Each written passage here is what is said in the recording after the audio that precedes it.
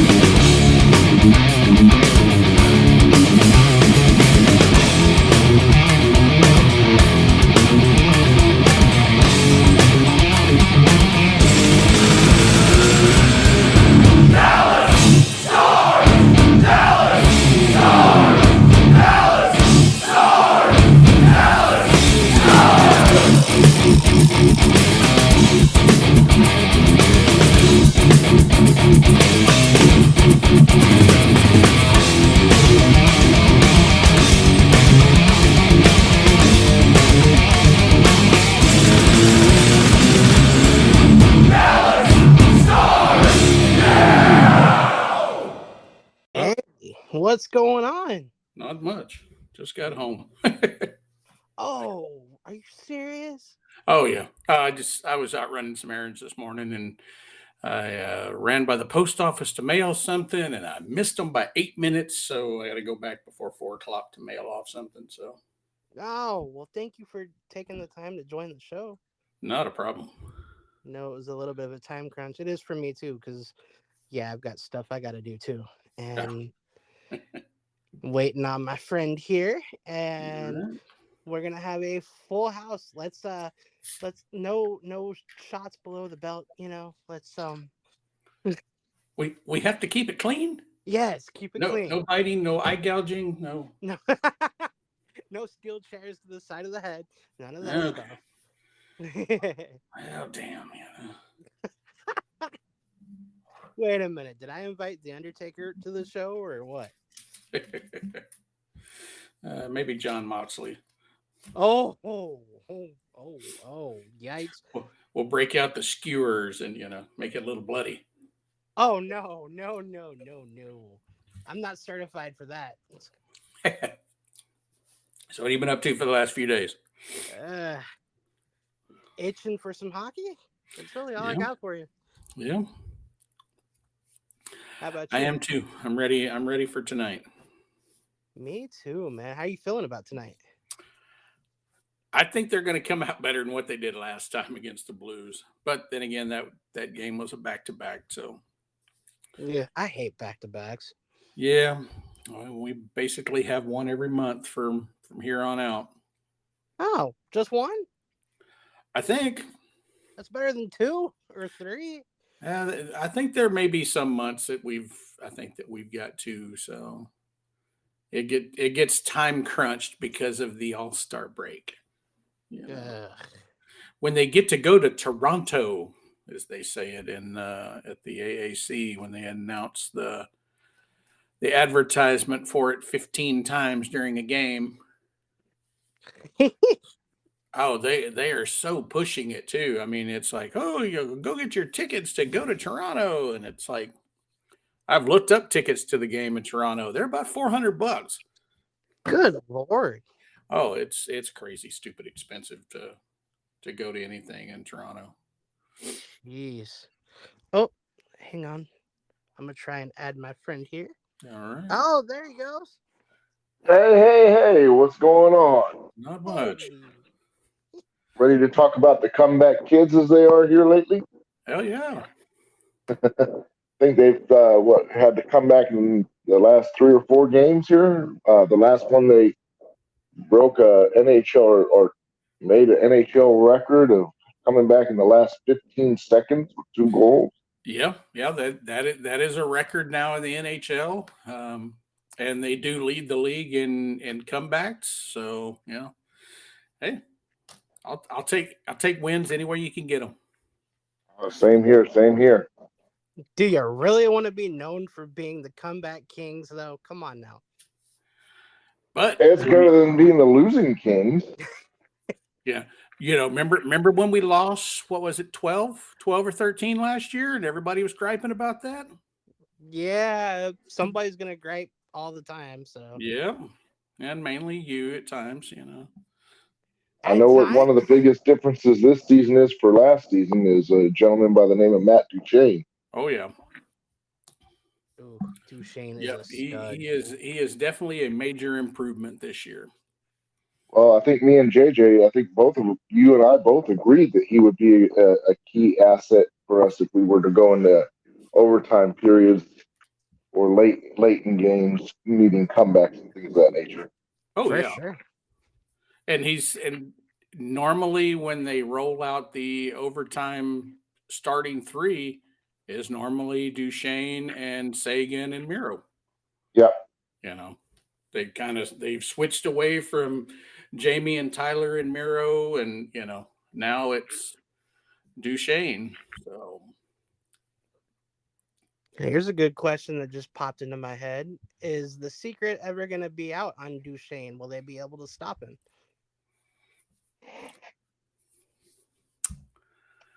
I I think don't. I personally don't think so.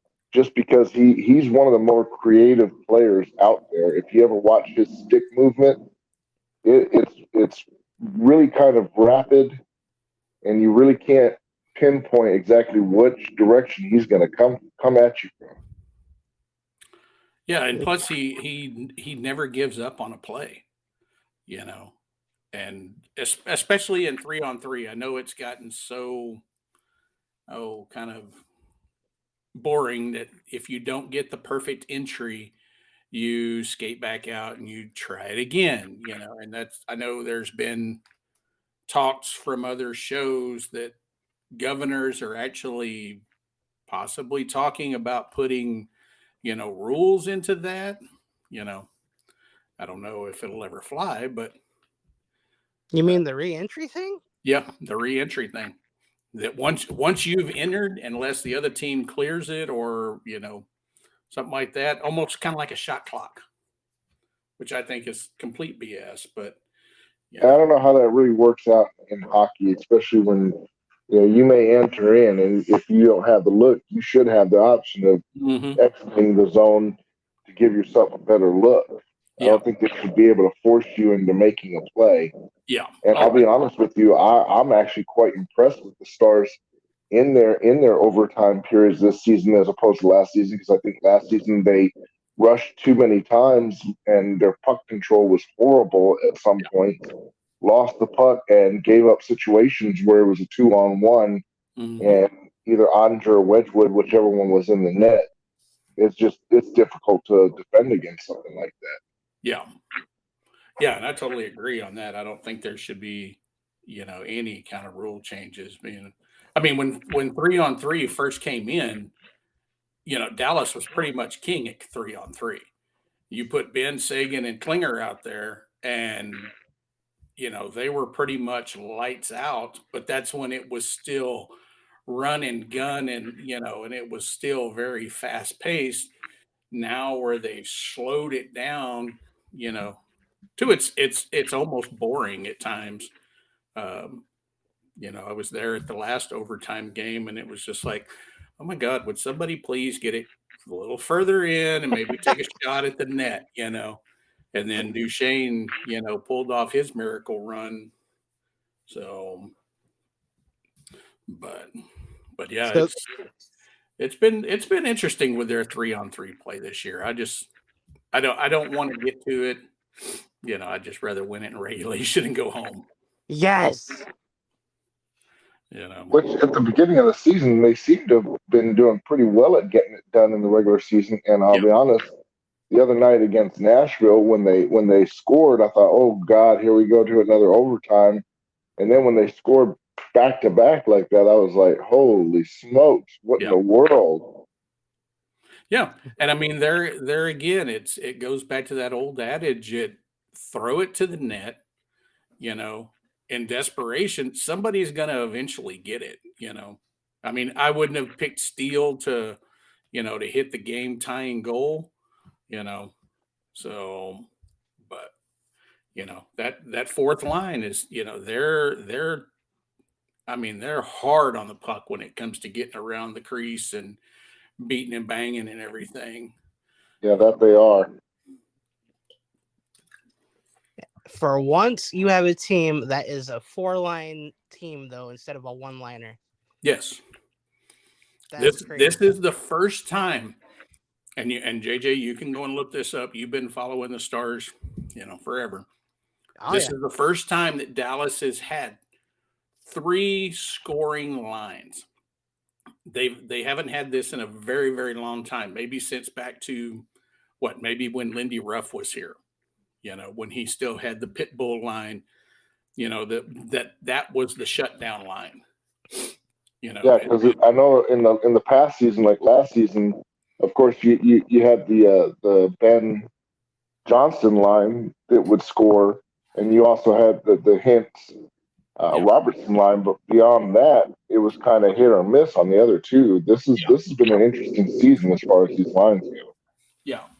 Well, and I mean, so I went back this morning, was listening to the 18th show before Ottawa, and was going back and looking at stats. So Dallas right now, their top line of Robertson, Hintz, and Pavelski are almost point per game. Is a point per game line with them 3, and then you drop down to the second line with Sagan and Marchment. They're scoring 75% of the time, because each one of those is high 20s, mid, and I think, who is it that's a low man on the totem pole? I think it's Johnston or Jamie, as far as scoring. And, this is the most well-balanced scoring that we've had in a very, very long time, where it really is. Pavelski's, 32 games, he's got 31 points. Robertson's the same way, 32 games, 31 points. So they're almost a point per game, so that's freaking wild. And Duchesne is 31 games at 29 points. Whoa. Yeah, it's somebody's Somebody let a Blues fan in the chat. Uh-oh. We've made it big now. I ticked off a Blues fan. They're barking. Yeah, that's the dang dogs. We had somebody come in that I wasn't expecting. Usually happens, doesn't it? Yeah. Yep. But I mean, it's kind of cool this year to have 3 lines that, you don't just have to worry about defending against, the Avenger line, basically, and there's been it's been many nights that DeBoer has come out and said, the Duchesne line, of all the Ontario boys, they're the best line on the ice that night. That's crazy. I absolutely love. I can't sing his praises enough. And I didn't really know. I think I was the first one that said, I don't really know why they bought him out. But then again, I don't even know why we have him. Yeah. Like, it's a double-sided coin. Like, how did he slip by? Well, they wanted a regime change in Nashville. Is that all it is? And they weren't going to get rid of Forsberg, and they weren't going to get rid of Yossi and their goalie. Everybody else is pretty much changed. Yeah. And it's like I was telling you at the beginning of the season, I figured Duchesne was going to come out with a chip on his shoulder because, he was going into the offseason. I understand wanting the regime change, but he had contract in hand. Oh, yeah. I mean, I'm pretty sure he was feeling pretty secure. And the next thing you know, he's bought out, and he's like, wait a minute, what in the world? And it kind of happened like boom, boom, boom. Yeah. In fact, we were kind of shocked when Dallas was able to pick him up. And I figured when if you go back and listen to some of the podcasts we did during the off season, I told you I figured he was going to be one of the key players on this team this season because I felt like he was going to come in with a chip on his shoulder and have something to prove. Yeah. Yeah. I mean, he definitely could have gone anywhere else in the league and made a lot more money. Oh yeah. But I think he wanted to come to a team that was contending, and not move his family too far away from where they used to be. I mean, granted, you're, 12-hour drive, but, a 2-hour flight from Nashville. True. I mean, I think he still owns his home in Nashville. I don't think he's ever moved per se. So yeah, he just took a picture with his family on Christmas, and Yeah. it said Nashville up on the Yeah. top of it. Well, I think even after the game in Nashville, I think he just stayed there because there was stuff on Instagram that they were having a nice little party in the garage at his house. So I don't think he flew back with the team. So Hey, do what you want, man. It's the holidays, right? yeah. I'm not going to complain. I love having him on this team. He caught me completely off guard. I will be brutally honest. Well, and there goes to prove that Jim Nill does not deal in the media when he's going to do something. He doesn't tip his hand, and he doesn't say anything to anybody until that name's on the paper. No, look at last season when we brought in Dodonov first, and then we wound up getting Max Domi. Those both of those came from out of left field. Nobody had a clue. It was kind of like, holy smokes, what? Yeah. Well, there was a lot of rumbles that he might be going after Domi, but as far as Dodonov, no, there was Dodonov was definitely a big surprise. Yeah. Considering that poor little Dennis Gurianov, he's not even in the NHL right now. No. Breaks my heart, man. Well, I like the guy. He was an incredibly nice guy to talk to, but he definitely had problems that extended all the way back to the Texas Stars. Oh, yike. Because there were times, remember when the Stars played for the Calder and Gurianov didn't play. He was benched. So it was his inconsistency, I think, which was his downfall. I think he has a big confidence problem. Yeah. I thought when Radulov was here, that was going to kind of help him, almost kind of like the Val Nichushkin when he was the only Russian on the team. It's got to be hard for those guys when no one else speaks their language. There's no one really to buddy up with. And, other than Val's first year, he was kind of a flop for 4 years. Yeah.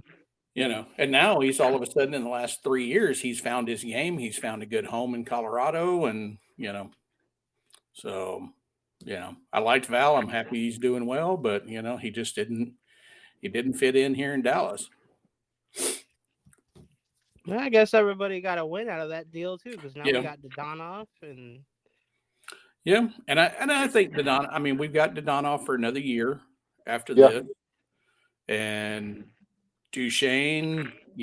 I'm hoping he'll be like Joe and he'll take some friendly contracts since he said in the beginning it's not about the money. I mean, he's making $10 million this year. Honestly, Troy, one thing I noticed in him is if you watch him on the ice, he's having a lot of fun. Oh yeah. I mean, like if you go back and you watch some of his game tape from when he was with the Predators, it was he looked more like he was under stress. Yeah. As opposed to like right now, he is out there and he's just having a blast. Yeah. And you can actually kind of sense that, especially on with his line, that he brings a lot of energy to that line. Yeah, I mean, because he has definitely brought Tyler back to life. Oh yeah. Considering that Tyler only had 21 goals, 29 assists last year in 76 games. Tyler's at 10 goals, 13 assists in 32 games. So he's already halfway to what he did last year in a quarter of the time. Holy cow. I expect that Tyler will probably get 20 to 25 goals this year. That wouldn't surprise me. And honestly and truly, I don't think we're going to have like we did last season with Robertson, having the 40-goal season. I don't know that we're going to have a player that's going to have something like that. I think this season it's going to be more even across the board. I think we're going to have a few that are going to be in the 30s. Most are going to be in that 25, plus range, and which is really good. It's kind of something you really want. It's great to have that single player like we did last season with Robertson. And yes, he brings that brings a lot of attention. Also brings a lot of attention to himself. However, when you have it more evenly based and everybody's kind of across the board, if you look across the board right now, you got Duchesne. Let's just look here. So you got Pavelski, who's got the most goals right now at 13. Right behind him is Hintz and Duchesne. They both have 11 each. Then you've got Robertson and Marchment and Seguin at 10. And then it kind of just trickles from there with Johnson at 9, Dodonov at 8, Ben at 5, Smith at 3, Fox at 2, and so on and so forth. So if you look across that and the lines that they're on, it's a well-based kind of team, and that's kind of what you want, especially when you're trying to build a championship team. Yeah. Yeah, it's definitely way more balanced, And I wondered when Duchesne came in where he was going to fit, because I knew he wasn't going to play third line minutes. And then when they paired him up with Sagan, and then flipping either Delandria in there sometimes, or Jamie or Johnston, it makes it harder on the other team to try to figure out, okay, who do we want to stop? Because if we stop the Avenger line, then you've still got, as I call them, the Ontario boys, because that's where they started. Every single one of them are from Ontario. Right. Then you've got to worry about stopping that line. And then if you can kind of stop that line, then you've got to worry about Ben and Johnston and Dodonov. Yeah. Because their passing on that line is like freakishly awesome at times. Now there's some times that they make some stupid passes and it's like, where were you passing to? But, that I can say. And that's just part of the game. I think you could go to every game and find any player. Yeah, exactly. Yeah, because I could say that even on the Avengers line, their passing is very, very creative. And it's like, what were y'all doing? But that's easy to do when you're sitting in the third level and you're watching and you're going, hey, that guy over there is open. But so and I'll be honest with you, I would have to say, in my opinion, I would have to say the Robertson, Hintz, and Pavelski's got to be one of the more feared lines in the league right now. Oh yeah. Because they're only any one of those three can strike at any moment and fast. Yeah. Oh yeah, especially with Hintz, with the speed that he has, because he is by far probably the fastest guy on the team. And of course, you got Pavelski, the ageless wonder. Yeah, Mr. Tip Wizard. Yeah. It's like I was telling JJ, he's like, well, when does he leave? And I was like, he's evolved his game to where he doesn't have to beat and bang in the corners and fight for the puck. I said, he just finds those little soft areas and he gets a stick out there and he tips them away. And, he's just. Yeah, he is definitely a master at that. Yeah. He's evolved his game to his age, so, because JJ, you'll remember this. We talked about what we thought players would have at the beginning of the season. Mm-hmm. And I said Pavs would probably have 25 goals. He's already halfway there, and we're not even halfway through the season. Yeah. I wouldn't have guessed it, honestly. I could see everybody on that line, Robertson, Hintz, and Pavelski, all three of them having 25-plus goals this season. Oh, yeah. Yeah. And I think Robertson, I think he's gonna find his game again. He's starting to shoot a little more, you know. Well, when you score 40 goals in back-to-back seasons like he has, Yeah, you're going to garner more attention. It's yeah, it's just a natural progression. It's just like in the NFL. How many times do you see a running back have a stellar season or a wide receiver have a stellar season, and then the next season is kind of a what they call a slump, and it's not really a slump. It's just that you've opened the eyes of the league now, and so players are going to play you a little harder, yeah. and and it's showing. But one thing that I love about Robertson right now is he is being super like aggressive. Like he is not taking anything lying down. He's not Oh no, letting anybody push him around out there at all. yeah, he's being very physical, you know. Johnston as well. I think at Yeah, one point he was leading us in penalty minutes. I think they had to finally reel him in and tell him, "Hey, calm down, young man." yeah. Well, he was making little stupid mistakes of hookings and But yeah, little slashing calls and stuff like that, and then Marchment retook the lead again. yeah. But we kind of knew Markman was eventually going to reclaim that lead. Oh yeah, It's kind of a Mason Marchman thing to be in that penalty box. yeah. Well, That's just and that's like a couple of weeks ago when they had too many men on the ice. Yeah, We're like, why is it they always pick Marchment to go in a box? So we tweeted it at the post game show and got Owen and Bruce to actually answer it, and it doesn't go against his penalty minutes. But the reason why he's always picked is because he doesn't penalty kill. yeah. He's not factored into the penalty kill Yeah, at all, really. and I had never noticed that he didn't penalty kill, and so I was I like, didn't okay. either. I said, well, as long as that doesn't go against his points, because I know he's probably, like I said, I'm pretty sure he's probably leading the team in penalty minutes.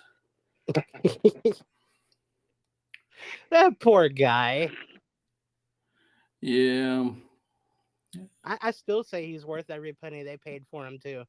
Oh yeah, As long as he keeps playing like he is, Last year, I would have not said that. Really? I wasn't happy with his play last year, and I'll come out and admit it. I didn't like his play. I kind of thought he sucked at times. So Yeah, and those 15 overtime losses, yeah, I can see that. yeah. so Well, if I can switch this over to our defensemen, who else is surprised about how Harley's been playing this season? yeah, yeah. Harley's been playing really, really well. 9 goals for a defenseman. Yeah, That's outstanding. but and in this sense, and I've argued this with JJ before.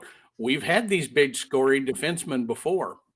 Mm-hmm. You had Trevor Daley, you had Klinger. Mm-hmm. And what was the biggest thing that everybody would bitch about? Oh, he just needs to be a forward. He just wants to score. And I think JJU included said that a few times. well, not to that My extent. my argument with Harley though is I don't necessarily see him as wanting to be a forward and trying to score. He's just really been Johnny on the spot. He's been in the right place at the right time and taking the shot at the right moments, and is quite impressive at it. Yeah. Well, and the thing is, the game has changed. It's not a Darian Hatcher, Zuboff. Uh, it's still very much a Nick Lindstrom, uh, Scott Niedermeyer. Those guys love to score, and they Yeah, were damn good at it. But they could also play defense. Mm-hmm. Harley has still got to get better on defense because there's some times that he makes some horrible pinches and he's way out of position. And even DeBoer has said that on air. That he's got to be more mindful at when he pinches, to jump into the play. But kid's got a bomb of a shot. And it's nice.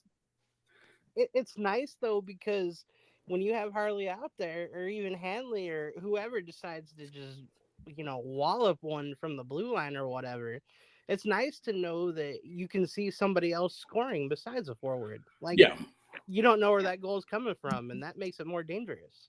Well, and that's where the game has changed. I mean, you've got the Kale McCarrs of the world, Oh, that are scoring like crazy. I like the fact that McCarr scores, but I don't like McCarr's defense. He does not play defense very well. No, he leaves himself open to a lot of uh, opportunities where he's in a bad position Mm-hmm. on the transition into the offensive zone. So yeah, I agree with you on that. Yeah, and I mean Miro is definitely defense first. You Yes. know, hmm that's why he was brought in here, and I think that's always going to be his mo is defense first. If they ever get to where they give an award for the best defensive defenseman and not the scoring title, you know, Miro's going to be up there every year. Oh yeah.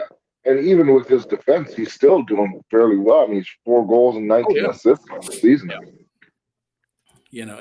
If he would just throw it into the masses more, because I mean that a lot of times that's what Klinger would do. I mean, he had a wizardry at getting the shot through that first layer of defense, you know, and that was the biggest thing I loved about him. Still, nobody skates the blue line like Klinger did, not even Miro. Yeah. And And I think that's probably one of the downfalls of this team right now is if anything they have it seems like they have a hard time getting it through that first line of defense a lot of the time yeah, and getting it towards the net. Many a times they're taking shots and those shots are being blocked before it even gets close to oh the yeah, goal minder, so to the net minder. So I mean, it's just you're not giving yourself many opportunities on rebounds and things of that nature.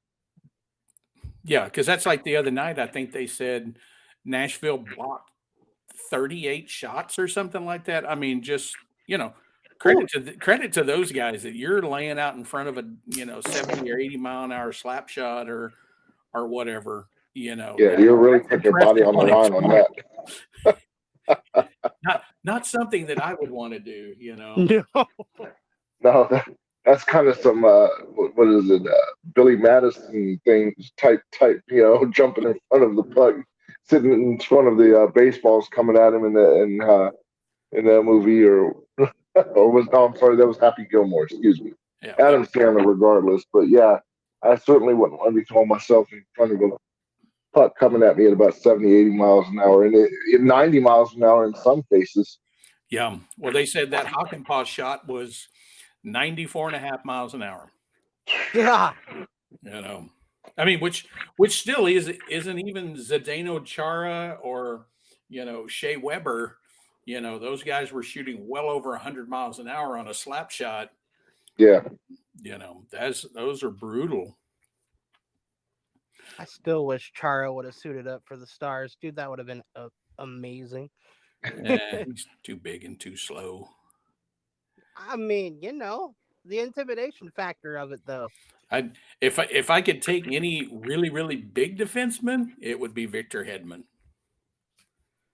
Because Okay. he's still yeah, he's still 6'6", 230, 240, but he skates like a forward. yeah. He can move. He can definitely move for a big man. That's what I always said about Rig. If Rig went and trained with him in the summertime and learned how to skate like, Hedman does, Rig would be unstoppable, you know. And now he's just kind of out there to be a big pole in the center of the ice.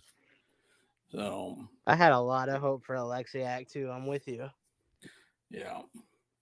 I liked him. I mean, he was a nice I guy. mean, He was always fun to talk to. He always had some cool stories, but you know, uh, expansion teams happen. Hopefully, we don't have any more in the next few years. So, Yeah, hopefully. I've seen rumors. oh yeah, Well, there's always going to be rumors. Freaking, what was it? Houston? What else? Well, Houston was trying to get Arizona. Is Yeah, that what it was? Okay. yeah. Houston was really pushing for Arizona to move that. Because the owner of the Houston Rockets, he really, really wants a hockey team. That was almost as bad as when Red McCombs had owned the Minnesota Vikings in San Antonio, because Red McCombs, of course, is from San Antonio. So San Antonio was doing a big push to get the Vikings at the time to move down to San Antonio. Oh, good. Crazy. Yeah, only reason why I know McCombs because he's a huge donor to the Texas Longhorns. Yeah. So, I mean, he's got buildings named after him down there. the Red McCombs School of Business. You know. Oh, 3 Longhorn fans and hockey fans all on one show. Uh-oh. Yeah. Kind of a scary thing. We'll see what we get on the first. Hopefully get the win. Yeah, that's going to be an interesting Sugar Bowl. It is. It is. I think And then you got pull it out. you got the depressing Cowboys that Hey, no. This is a hockey Oh show. yeah, I know. It's a hockey show. This isn't the Longhorns. This isn't Dallas Cowboys. This is Dallas Stars. Well, we're using it for comparison purposes. Yeah. Well, I will go on record as saying the Dallas Stars are the best team in Dallas. I don't care if the Rangers won the World Series or not. Yeah. The Rangers lucked into the World Series. You're an Astros fan. Hey. They handled the Astros pretty easily, They did. without their trash cans and whistles,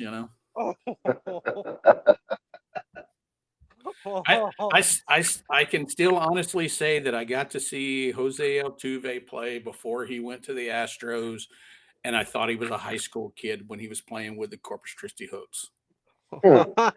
Because we went to a game and they're like, oh yeah, we have this guy coming in. He's going to be a huge prospect for the Astros. And he comes out and I'm like, where's the huge part? I was like, I thought there was a height limit in baseball because he was so small, but I mean, he's a phenomenal player. He really is. So, yeah. But all right. Going back to hockey. Any word on that? Have any of y'all heard anything on what's going on with Ottinger? There has been radio silence. Yeah, it really has been really quiet. They're being so hush hush. And one of the things that I had brought up to JJ earlier on in the season was I thought something was going on with Ottinger. He just wasn't playing, in my opinion, the way he had been playing in the past. Yeah. He didn't seem like he was moving as quick in the net as he had in the past. And I think that he was injured coming into the season, and he had surgery over the summertime. Right. I knew he had surgery, but I don't think that he fully recovered from that. Yeah. And it was definitely showing. And I think that this injury might have opened their eyes and said, oh, we might be pushing this young man a little bit too hard for his young career that he's in. Yeah. Well, and that's what I've been saying with Dallas for the last couple of years, that, because last year should have been Jake's breakout year, because that would have been the end of Bishop's contract. And that would have been the year that he officially took over. But, since he had to kind of start back in, 21, 20 or 21? Yeah, the playoffs of 21, if I'm not mistaken. Yeah. And, I think he got pushed a little fast. And I don't want to see what happened to Bishop in Tampa, where they would play him 60, 65, sometimes almost 70 games a year, and now Vasilevsky is having the exact same thing happen to him because he's the main goalie every night, And I think Bishop, I think his final year, I think he only played 40 games until he got hurt. But I don't want to see, Otter play 65 games a year and then he's worn out by the time he's, 28 years old. So that's a scary thought. Yeah. And I know, and they kept bringing it up last season about how he was in college, how he could play all these games back to back to back. That's great, but college is not the NHL. It's a No. whole different ball out, whole different game out there. It's a different speed. Yeah. The players are a lot bigger. You're dealing with faster pucks flying at you at multiple different directions. Your body is moving in ways it really shouldn't be moving in some nights. And on top of all that, you're on ice, which is not really. I mean, yeah, you can warm your muscles up as much as you want, but you are still on ice. Yeah. Well, and college season is what, 40 games, I think. Yeah, it's not even near as many games as an NHL season. So they're not even close to the duration. And even if you were to play, college and play on a national level for like Team USA or Team Canada or one of those other, Olympics, setting teams, you're still not playing that full schedule like you are in the NHL. No. And I think most teams now have gone to a solid 1-2, sets of goalies. They're just not enough good goalies to go around. It's true. And I think Dallas has got a pretty good little farm club of goalies with Murray and Poirier and Thompson, the other big kid. So, I think they've got I think they're going to be okay at the goalie position for a while. Yeah, unless some of those guys just flame out and then they're never worth the crap. Which is another reason why I couldn't understand why they were pushing Ottinger so hard, especially at the beginning of the season. Yeah, he's playing almost 3 times as many games as Wedgwood was. Yeah, he was pretty much 3-1. Yeah, it shouldn't be that way. No, but that's rough. But at the beginning of the season, we did have a very tough start to this season. This is true. We were playing. We weren't playing Arizona and Chicago, and we were playing, freaking Vegas and the Maple Leafs, and top tier teams. So, you want them. You want to have your best chance in there, at any given time. So. Yeah, and I feel like we could have won some of those games had Ottinger been 100%, but you could just see there was something. I kept telling JJ, there's something going on with Ottinger. He's just not. He just doesn't seem like he's got the energy like he usually does. He's not. I mean, and I don't mean to make this sound bad, but it's like when he would get scored on, there wasn't the anger like he had last season. It was kind of like you could see it was a down thing. Like, I'm injured. I'm out here trying the best I can, and it's more like a depression. Like you could see it. And I was just like, there's something going on. When he got injured, yeah, it looked bad, but it didn't. I mean, puck got caught underneath his skate. You could see he was agonizing in pain, but it didn't seem like it was that bad. And now we're kind of still radio silence. Nobody's really saying what it is, but it has to be something pretty major. I'm thinking it's probably his hip because I think that's what he had surgery on. See, they've never come out and said what his surgery was. Everyone else, when Hintz went and got his, when Sagan had his surgery, a couple of years ago, they said exactly what it was, And they did. They have never said what Otter's is, Yeah, and you could just see it just didn't seem like he was fully healed from that. And honestly, truly, it might have been a situation, and I understand the strength of our schedule, but it might have been a situation where you might have wanted to bring somebody in at goalie to back up Wedgwood and just give Ottinger some time to really, really recoup that hit. Yeah. If that's the case, because I think they might have caused some more damage by having it out there.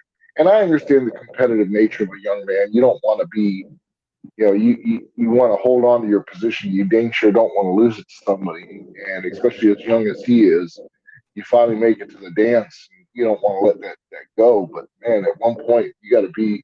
That's where, as a head coach or as a training staff, you got to step in and say, look, you've got many years ahead of you. You're a great player. You're not losing anything, but you need to heal yourself. Yeah. I'm really surprised that they have not put him on LTIR yet. Yeah.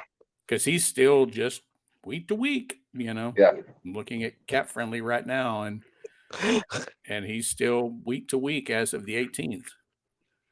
Week to week feels like a hey, good luck getting him back sort of thing to me. Yeah.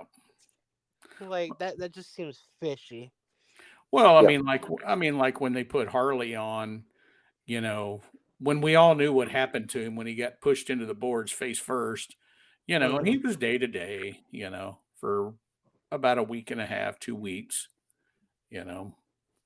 So This could be that he doesn't want to, or they don't want to admit he's going to be down for a while, though.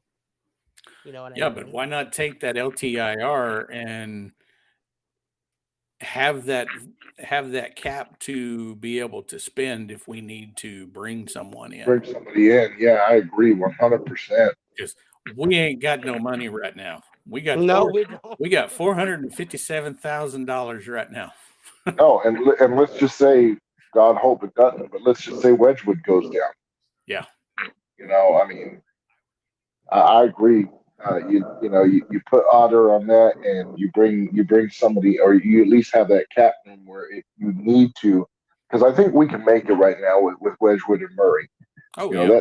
That's a good combination. Murray, even though he's a young kid, he's still impressive, especially if you ever watch some of his games down at in Cedar Park. He's a pretty impressive young goalie. He's going to have a career ahead of him, most certainly. But so I think you're fine right now. But if say the worst case scenario should happen and Wedgwood should go down, or Murray should go down, or something of that nature, you're going to put yourself in a bad position by trying to keep Ottinger on the day to day or the week to week type situation when he's not back. Shoot, they were in a similar situation a couple of years ago when Bishop and Hidobin went down. Yeah. I think that's when they brought up Jake, and it was just like, what's going on?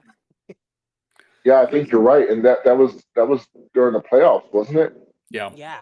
And that's why they had to bring Ottinger in. Yeah, and because then Dobie took over and and played out of his mind for a handful of series and everything. So got him paid, and then he got hurt or whatever happened to him, and he got paid, and then he just kind of fell apart. He got COVID real bad, is what happened to him. Oh, really? Yeah, he got COVID when he was back home, and it took him a long time to recover from it, and that's when Jake stepped in and kind of took the ball and ran with it. Yeah, COVID being that it affects the lungs, that's not something you want to get, especially playing on ice. Yeah. Right. Yeah, they said that one affected his lungs. He was having problems with his heart and everything else. So, it was that hit him real hard. So that sucks. But yeah, I'm real surprised that they haven't thrown him on LTIR yet. So, but it makes you wonder again. Why wouldn't they? Like you said, extra money. We need the extra money. We got the Blues and Blackhawks coming up back to back to back. Yeah. Not literal back to back days, but really they're in sequence. Yeah. Man, stop it. I got to give you don't say it's not really back to back to back to back. What? Oh, hush. I thought they were going like baseball now, where it's double headers, triple headers. No, that would suck. Oh God. That's like that 5 overtime game at the AAC that one night. Oh my Lord! It's just like, oh my God, I'm ready to go home. Somebody win, Oh, we had one of those last season. I think it made it to 3 or 4 overtimes. I was just ready for someone to finally score. It's just please, someone put us out of our misery. So, well, how are y'all feeling against St. Louis tonight? I think they're going to come out with a little more attitude than what they did last time. I'm on the same page. I think honestly, truly, I think these comebacks that they've had here lately have kind of reinvigorated this team, especially that one the other night. And I think they're going to come out with some energy tonight. 12 seconds. 12 seconds. That's amazing. That's amazing. I mean, just think of that. Two Two goals, goals. 12 seconds, and won the game in regular.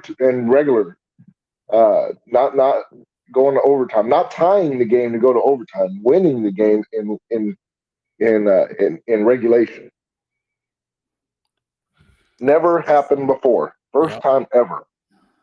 I mean, we've scored fast goals before. I mean, Oh yeah. I think last year we did it in records last year at scoring within, the first 4 seconds of the game. We're up by a goal or something like that. Yeah, and we've scored to tie games to go into overtime. Yep. But never has it happened where Tie that fast, that rapid succession. Yeah. To win a game. I love how you guys both messaged me at the same time and said the same darn thing. Yep. Like two words. One of them was holy, and you can fill in the other one. Yeah. Like, where did that come from? Like, I'm not gonna lie, I didn't get to watch much of the game because I think I was working that day, and I finally got to come in and watch the third period. And I remember I was like, oh my God, we're down 2 goals. And I was just watching the clock and it's ticking by. And it's like, yeah, this ain't going to happen. Oh, well, I guess back to the drawing board. And the next thing you know, it was a goal. And then, with like 12 seconds left, it's like, okay. But, we 12 seconds, left to even tie this thing. We were tied at that point. Now we're going to go to overtime, and then all of a sudden, goal. Yeah. What? Well, and I mean, when they scored that, I mean, it was like all the air in the Nashville arena just went. Oh yeah, just went out. That crowd went so quiet, so fast. Yeah. That would have been a game that I would have loved to have been at. Yeah, you could have heard a pin drop. Yeah. At that point, like you could actually hear the refs as they were talking on the ice to them as they were getting ready to do that final puck drop. It's like I think the refs were even in shock over all of that. Yeah. And I mean that was a bomb that Hakanpää did. Oh yeah. I mean, he just skated up, and I mean that was an all-star slap shot. That was to use a WWF phrase, that was ruthless aggression there. Yeah. He willed it to happen. Yeah. And I actually, and when they showed the replay of it, I actually thought that Steele might have gotten a piece of it. Because I thought that as well. Because it looked like he might have redirected it a little. Yeah. But they never, they never came back and said that it was his goal. So, I guess it got through clean. So, but yeah, that was an incredible game. I mean, I ended up waking my wife up because she was sleeping, and I pretty much yelled the holy, and she came in like 2 seconds later, and she's like, "What?" And I was like, "We were down by 2 goals. We came back and won." She's like, "What?" And I was like, "You just got to watch the last 30 seconds of the game." Yeah, really. Don't watch the rest of the game. Just watch that last 30 seconds. It's exciting enough at that point. Because when Nashville wants to lock down a game, they can lock down a game. Oh yeah. That's the way Dallas has been trying to play lockdown, and they can't do it for some weird reason. But yeah, Nashville. No, I always get nervous when Dallas tries to play that lockdown game and they wind up going into our offensive zone, and it's like you're just waiting. It's fixing to happen, and a goal, and it's like, oh, there it is. Yeah. We just can't keep them from scoring. They're not good at playing a shutdown game anymore. They don't have the people, that they used to that could play that style. Because you can't keep Foxa and his crew out on the ice for however long you're trying to play lockdown. Because I mean that used to be the way when like when Ruff was here. And he had, Eakin and Garbett and Roussel. Those guys could just lock down a game.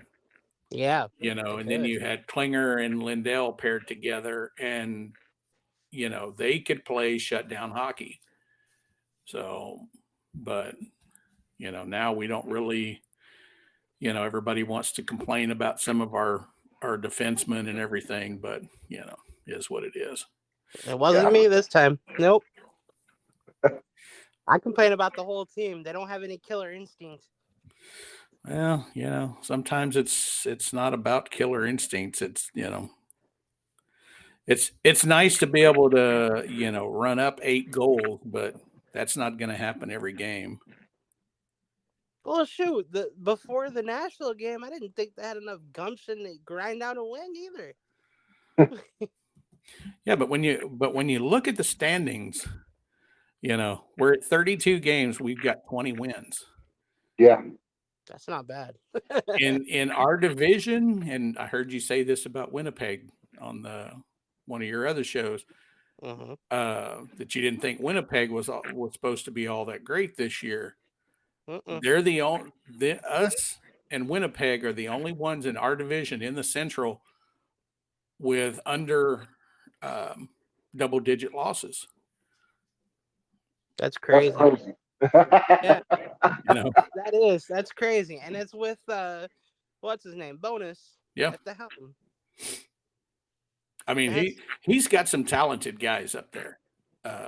Winnipeg. I didn't think Winnipeg was going to be worth a crap this year with all the people that they lost. Right. See? But it does show you what coaching can do. They're 20-9, we're 20-8. That's my wow. 28. Now we've got more overtime losses than they do. We've got 4, they've only got 1. Or no, they have 3. So but I see where the 1 came in. There's one difference. Yeah. No, but I was looking further down. Wow. But I mean, you look at Dallas across the board. If you look at all 4 leaders, who's leading their division, we're 5 points behind Vancouver. We are tied with Boston at points at 44. Boston's on a 4-game losing streak right now. Isn't that joyous? Isn't that a shock? Yeah. And we're 3 points behind the Rangers. At 47 points. So I don't think Dallas is doing too bad this year. I mean, the Central is a dogfight. It always has been. I mean, from first to 8th place is, or from Dallas to Minnesota, there's 10 points difference. Yeah.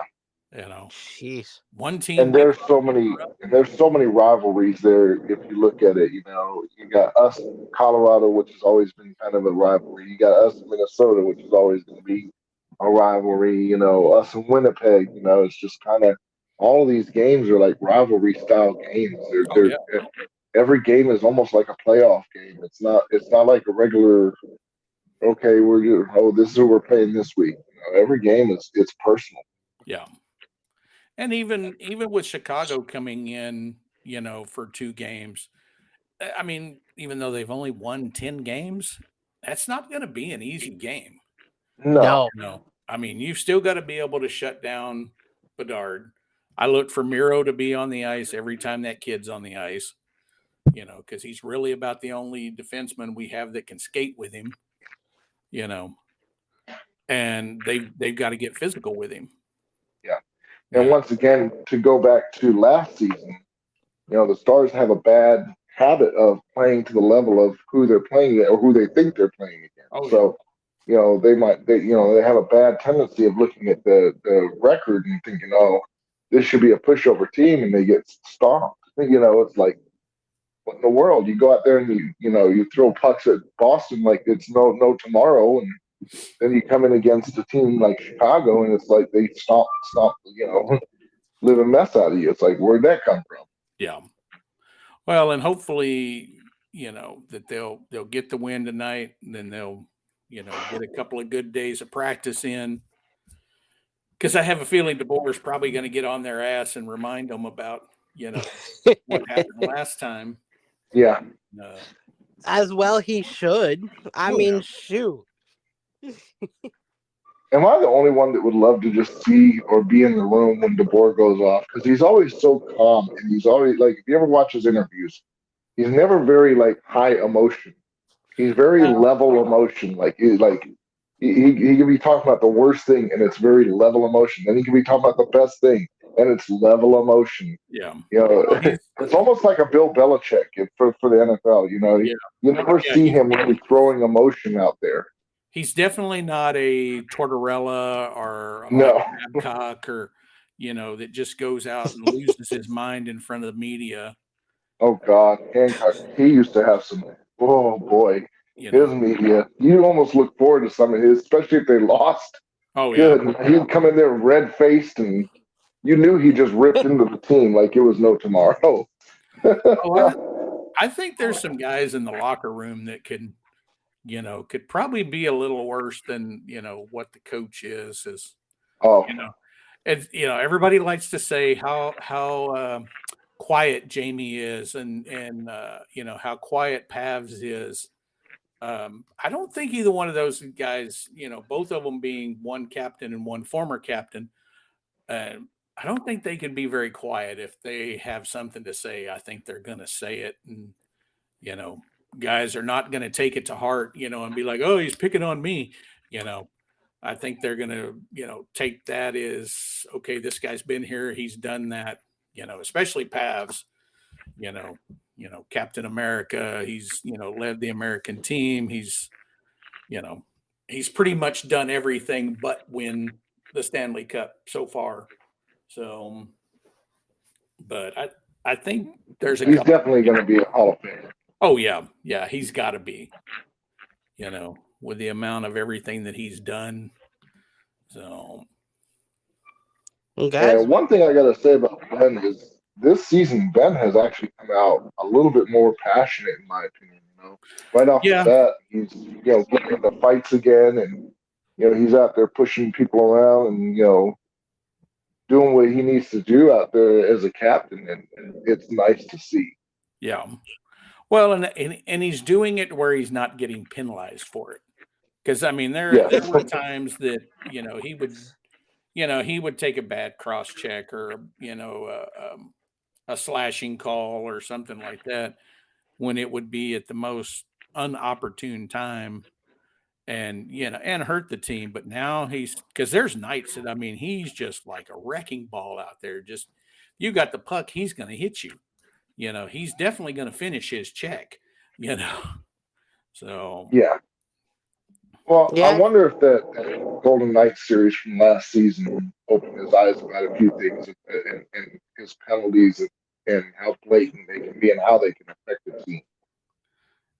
Yeah, I think it can.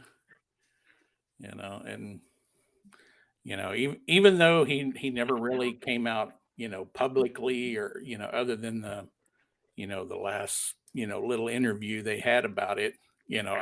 I think the whole play with Stone was he was trying to get the team fired up because that game they were playing like crap. Mm-hmm. They started like crap, and sometimes that's what it was like they were skating mud. Yeah, it was like they were skating mud. I mean, they just did low energy, no drive. Yeah, I agree. And yeah, you're right. Maybe he was trying to get them fired up, but that's not the best way to do it. No. And as many times as I watched that play, if he wouldn't have done the second little push when Stone was on the ice, he would not have gotten. He would have been fine.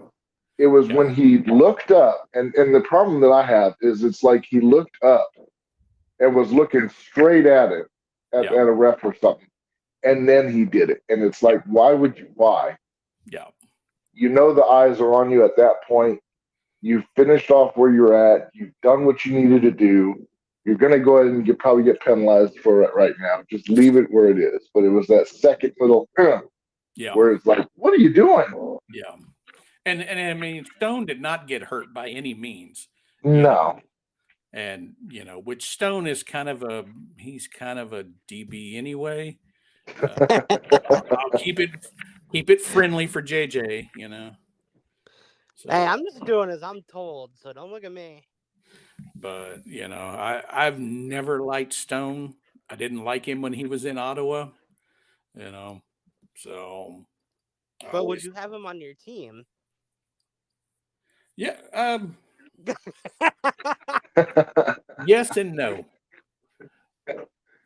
The aspect of yes, he's a great net front guy. He's basically a bigger version of Pavelski.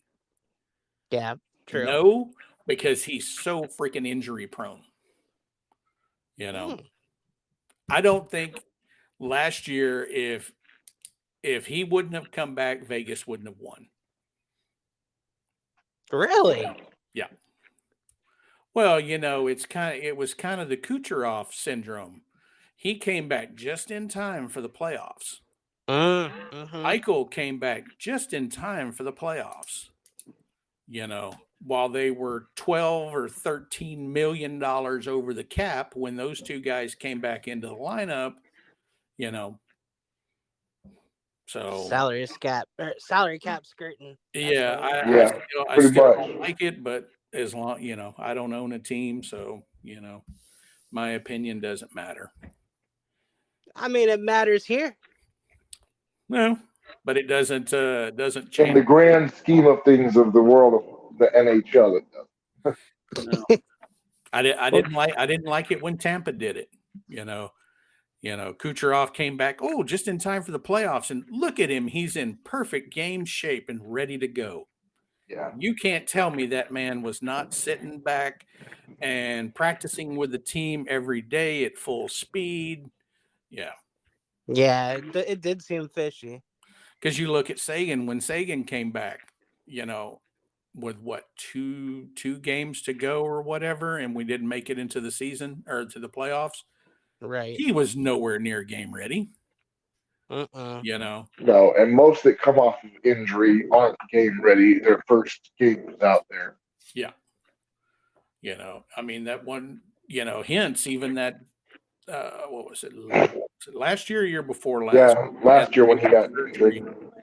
And I mean, even when he first came out, he went through, he didn't look game ready until about 10 or 15 games into the season. Yeah, that's true. So, you can't tell me that those two guys were not sitting there patiently waiting, to jump back in, that we're ready to go. But, until the Board of Governors decide to change that rule, these teams are going to keep doing that. Fortunately, Dallas can't throw anybody off and go, oh, he's hurt. Oh, we need to put him on LTIR and let's go bring in this, and this in, because you've got to throw a big player with a big salary in to be able to bring in multiple pieces. Yeah, we can't afford it. Yeah. I mean, luckily when, Domi and Dodonov came in, they didn't have very high cap hits. No.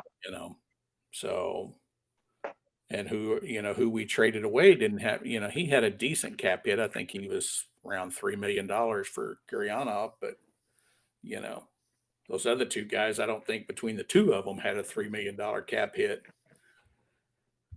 And, that's wild. And the way Domi's playing this year, I'm glad we didn't keep him. Yeah. Sucking this just year. To show you, change of venue, not so good. Yeah.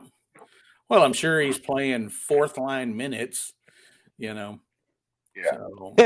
That's crazy. And I'll tell you, I'll take Duchesne over Domi any day right now. Oh, hands down, yes. So. I mean, like I said, I hope when those little contract talks start, that Jamie and Tyler and and Marchment and everything are in Duchesne's ear going, hey, we're still pretty good here, Yeah. Let's build something. Come on back. You may not make a killing, but we can build something here. We can get a cup. Yeah. Because if they can get Jake back and he's back to being healthy and Wedgwood continues to play like he is, I know he's had a couple of little hiccups, but he's been impressive this season. He's played solid. I always dreaded when he was in net last year. Yeah. I can relate. No comment. I can relate. Kind of like when Dobie and and Bishop were there together. I always kind of dreaded Dobie and being in net. I was never a big Hudobin fan, and but I always loved Bishop. But Bishop could make some stupid moves too. So, Yeah, but how often did they happen? It wasn't all that often. it wasn't often, but it seemed like it would happen in key parts of the game. Yeah. Well, Wedgwood last season, he had that curse too. There were many times where he'd go behind the net and wind up out of position. Oh yeah, At very bad times. It's like, what are you doing? yeah. I Even now, I'm like, dude, just get in net. Let your defenseman handle it. And I get to go to practice and watch practice quite a bit, and and watch what Jeff Reese does with them and everything. And that's something that he preaches. I mean, it's stopping that puck behind the net instead of letting it go all the way around. And but he when he talks, you can hear him on the ice from the sidelines. He's saying you've got to be fast enough to get back there and get it and stop it. He's because if not, then someone else is going to be right to the front of the net, and you're creating a huge scoring chance. So yeah, and you're putting yourself in a bad position too, because when you leave that net, you leave the safety of goaltender interference and things of that nature. You put yourself in a bad position. Yeah. Okay, man, I'm just worried about him getting out of the blue paint. Holy moly! Well, I mean, like the overtime goal against the Blues that last game, there was nothing he could do. He had done his job. Tyler was late. Oh, he stretched it out. I mean, he was fully stretched out. There's nothing more he could have done in that. Yeah. Tyler was just late getting back to, get whoever was open.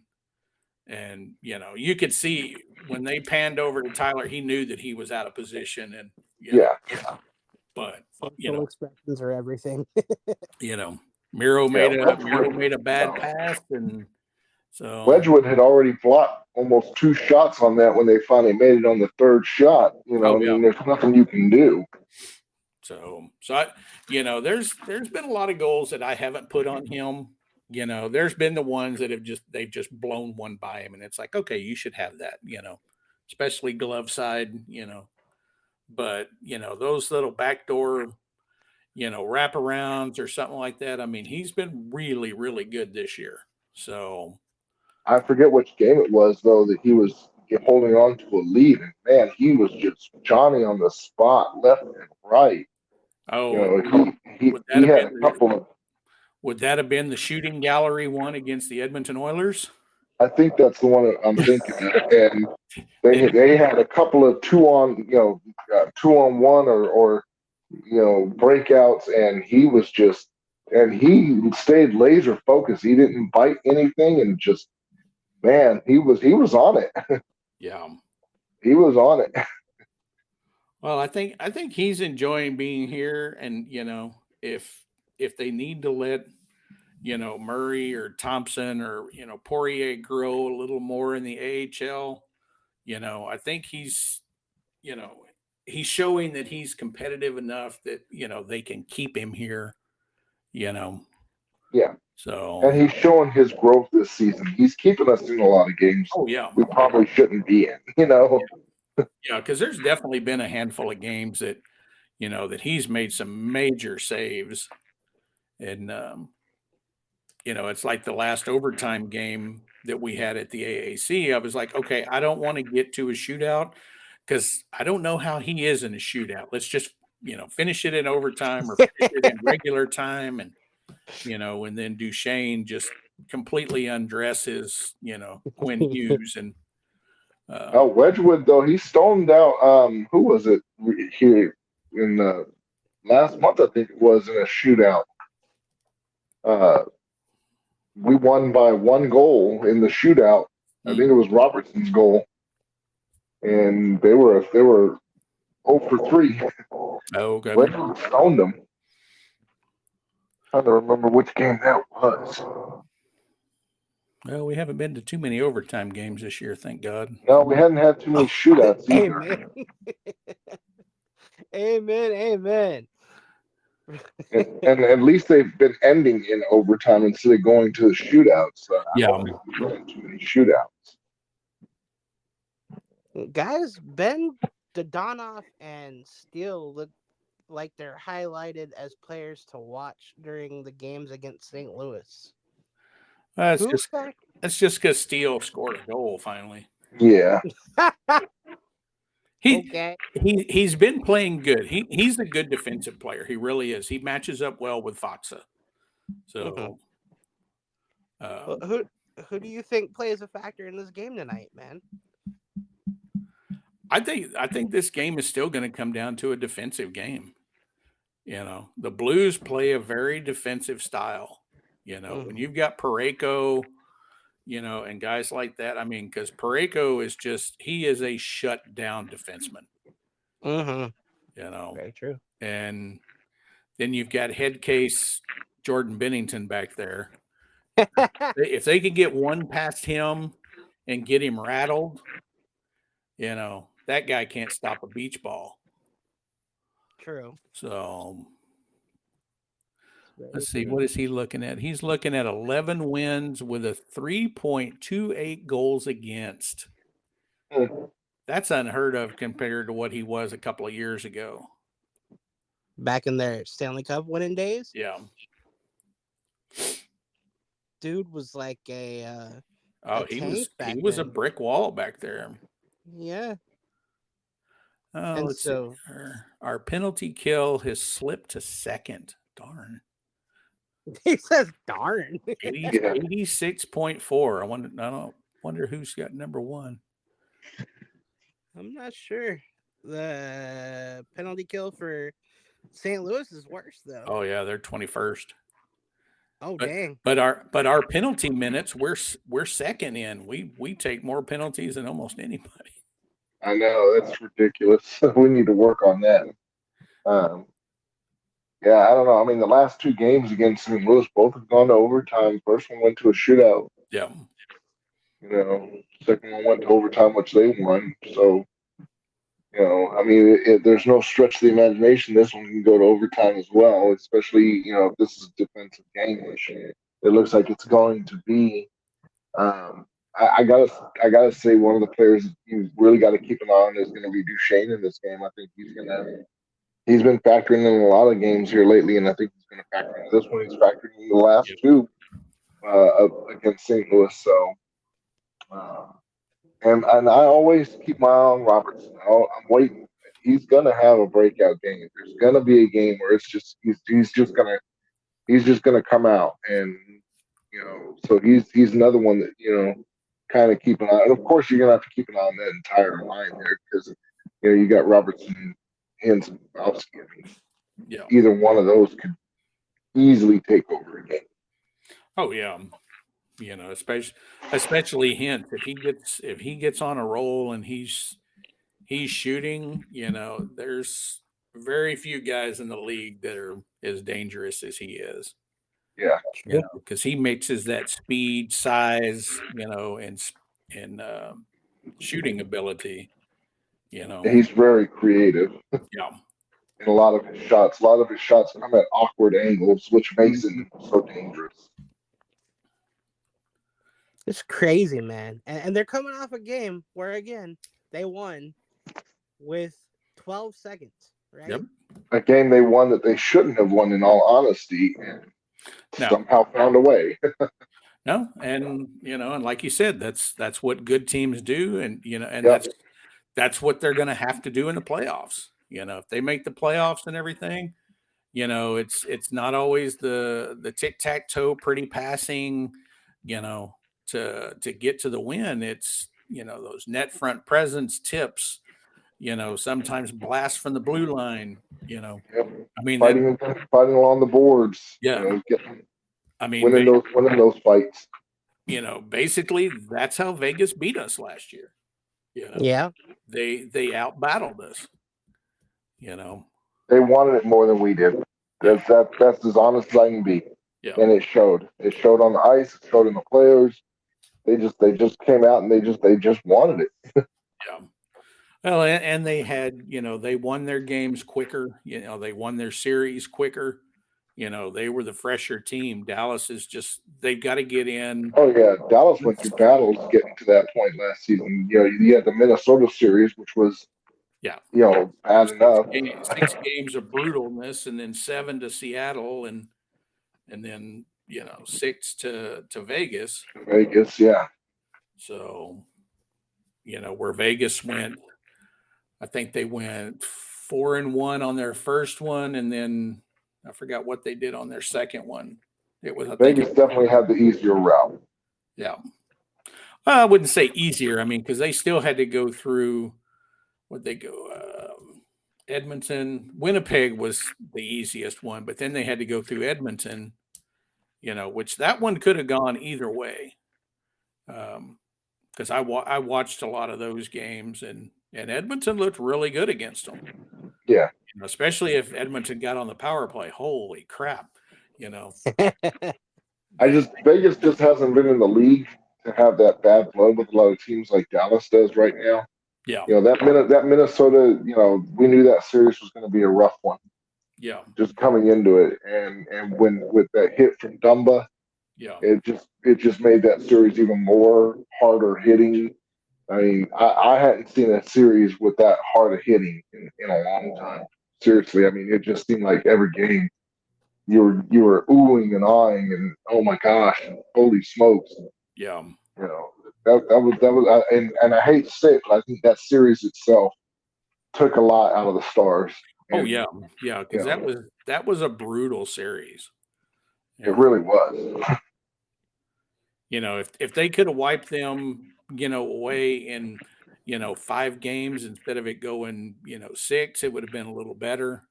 Yeah. The team that I was the most scared of was Seattle, because they you would have thought the Kraken would have really been. Yeah. They're at the end of the season. We were having some issues with them. Yeah. Well, and Seattle is just so freaking fast. They're not as fast now because they've lost, some of those good key players. But still they were incredible. And they didn't look like the same Seattle, last week when we played them. There was still the good puck movement, but Beniers and those guys, they weren't moving it like they did before. So, but yeah, tonight should be a very interesting game. So, if I'm going to make any kind of prediction, I say the Stars win tonight 3-2. Yeah, that's kind of what I was thinking. 3-2. Are we doing another 2 goals in 10 seconds thing, or? No. I think this one's going to be a 3-2 in regulation. Yeah. Okay. Sounds like you both agree. Yeah, I think this one will be a 3-2. I think Dallas will get an early lead, and then St. Louis will try to come back, but just won't get it. Yeah. I see we trading. I think we trade goals, 1-2, 2-2, and then I think the Stars get that third goal, goes into the third period, and it might go to 4-2 because of an empty netter, but I'm solid at 3-2 going in, ending the third. Well, see, just as much as I think I have it all figured out, they throw a 2 goals in 10 seconds thing at me, so I don't know what to think anymore. That's an oddity, though. Yeah, that one was. I don't think we'll see that one again. Yeah, that's kind of one of those. That was a perfect storm there. I mean, you got to think of how many games have been played in the league since the league's been the league, and this was the first time that's happened. So. Yeah, but see, it's not the fact that it's likely; it's the fact that it is possible. You see what I'm saying? Oh, it's always possible. Yeah, it's always possible. Anything's possible. Like I always tell you, any given day, the worst team in the league can beat the best team. Ask, not saying that Florida was the worst team in the league, but they weren't the top team going against Boston. Look at Boston last season in the playoffs. Nobody would have seen that coming. No, especially not with Boston having a 3-1 lead in the series, and Yeah, then they start doing a little trash talking, and you know, and then they lose the yeah, series. Like, oh, yeah. And then Florida winds up making it all the way to the finals. It's like, wow, okay. Nobody would have seen that coming.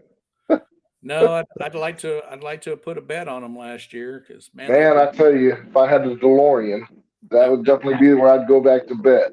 yeah, that would be some good money there. Yes, sir. Well, JJ, I'm gonna go ahead and get running. This has been fun. Well, it's been a pleasure meeting you and talking with Nice you. talking to And you. look forward to tonight's game, and we'll have to do this again. Yeah, Yeah. I'm always up for it whenever you're free, or I know your schedule's a little more challenging, so Yeah, I got a challenging schedule, unfortunately. He is a challenge. I'll just say that. I love him to death. Ah, speaking of challenge, JJ, what is your prediction for tonight? Mm, Mister no. Mister, oh, I can't count on my Dallas teams. Um, I'll go. Eh, I don't want to do it. No, you got to do it. We did ours. gotta do it. 4-3.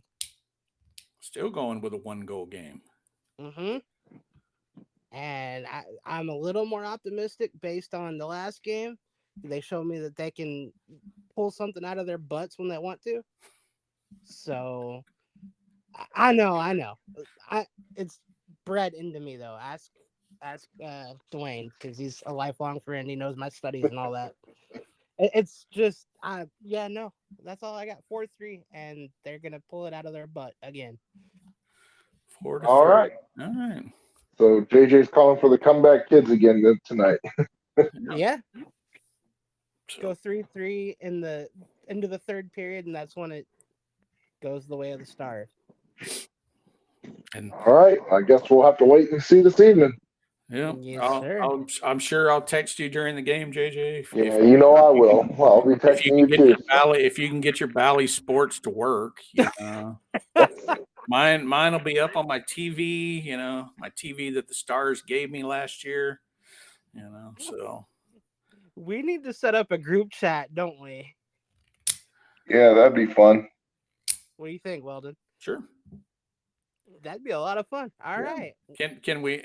So on group chat, we can still trash the Cowboys since it I Oh, of don't. course. won't Of be a course. hockey show. That's a given. Ask K-Fitz over here. How often do I trash the Cowboys? About And as I'm about as okay. about as often as I do. Yeah, but you don't send me memes when the Cowboys get their butts handed to them. So I'm always the first to send you some funny memes, and Yeah, it's because I don't lose sleep when they lose. I'm still sleeping just as good. well, you're probably sleeping during the game. So I will say Oh, this: at least JJ's not one of them Cowboys fans that just because they win a game, we're winning the Super Bowl this year. yeah, oh my God, no.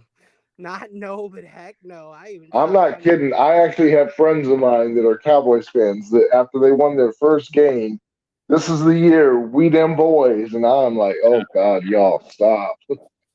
I shot down a Stars fan that said that the Stars are the best, or this team is the best team, most likely team to win the Stanley Cup. He's like, this could be the year that the Stars do it. They have the talent, they have this, they have that. I'm like, no, still too I early. would I'd beg to differ on that one. I would say that they probably stand about an 85% chance of winning it this year. Yeah, I would. Yeah, that's about the number I'd go with, about an 85% chance. This is the All right. year that we have the most balanced attack. I still think our D needs to get a little better. Who knows what Neil will, pull out of his butt at the trade deadline. or if especially if Ottinger comes back at his true form. Yeah. Towards around the time the playoffs are coming, that would be great. He's well rested. He's true to form. Yeah. Yeah. Oh yeah. I think that could carry us a long way into the playoffs. I'm interested to see what happens at the trade deadline, to see one, if we keep Nils Lundqvist, or if we keep Steele and Smith and upgrade that fourth line, to some guys that can actually put some goals in the net. Because even out of those three, I think Foxa still has the most goals, and I think he's only got 4. Yeah. So it'll be interesting to see what Nil does at the trade deadline. Because right now we can't count on Texas, because I think they're going to make a long run in the playoffs down in Austin. Yeah, they did pretty good last season, and I think they're going to do even better this season. Yeah, because where are they at in the standings down in the AHL? I think they're either 1 or 2 right now, if I'm not mistaken.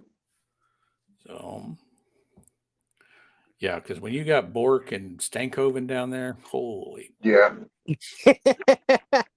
Hang on a sec. I'll look up the standings, because now you got me curious. We're going to go league standings, and we're going to go... we're not going to go... There we go.